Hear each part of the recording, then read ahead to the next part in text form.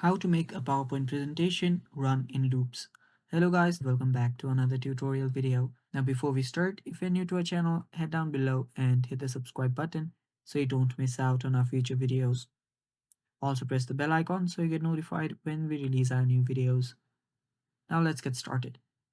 First of all, what you need to do is open up your PowerPoint presentation, and after you do so, head over to your slides.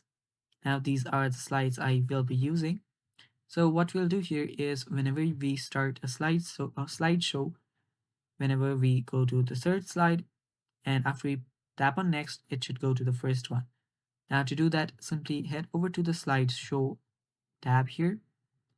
And after you're there, you'll need to tap on setup slideshow. Tap on it and here this should pop up.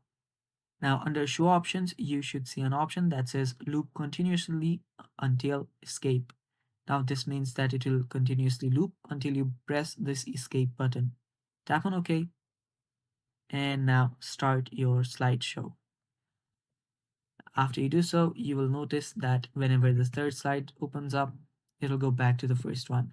And yeah, that is basically it guys, and that is all for the video.